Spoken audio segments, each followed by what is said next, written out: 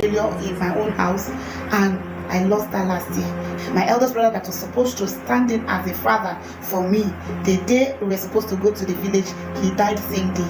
I couldn't walk 2 weeks to my wedding. 1 week to my wedding, I couldn't walk. 3 days to my wedding, I couldn't walk. What God cannot do does not exist. What my God cannot do does not exist. My name is Victoria Jackson. I'm reporting live from Lagos, Nigeria. Pastor Jerry, I am that girl that God has shown mercy. God came through for me. I was actually seeing what God cannot do does not exist everywhere. And I asked someone, they said, are you not aware? There's a prayer. I said, okay, send me link, but the person delayed. I had to come online, start looking for it, and I found the Streams of Joy International. Then I started praying.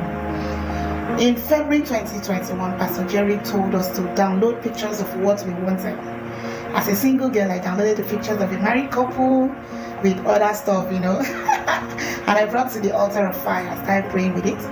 That day, Pastor Jerry said we should put a date to it, and I'm like, put a date?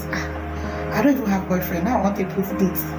So he kept saying, put a date to it, and he made a reference to a case where a lady was proposed to, and in 2 weeks, everything done, both were white wedding, traditional marriage.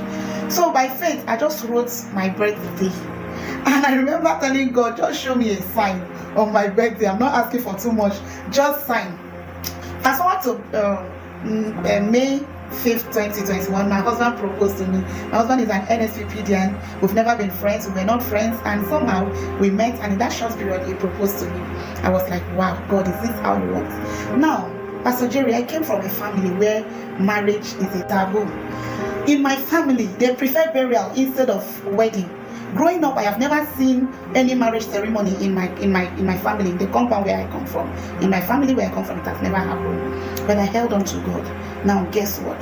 Each time we take a step, my elder sister that came to help in the planning was diagnosed of kidney failure in my own house, and we started running helter-skelter, dialysis back to back. I lost her last year. Taking her for burial, my husband still patiently was waiting. He came and he told us, okay, since we are here, can we use that opportunity and do the marriage rites? My eldest brother that was supposed to stand in as a father for me, the day we were supposed to go to the village, he died the same day.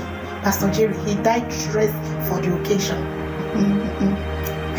Now, I kept praying. I told God what is happening. I held on to this altar of fire. I kept praying, declaring words, asking for mercy. And in November, God came through for me. Through the man of God, Pastor Jerry, he declared that we have crossed the line. He led us to pray that prayer, that someone is crossing the line of limitation.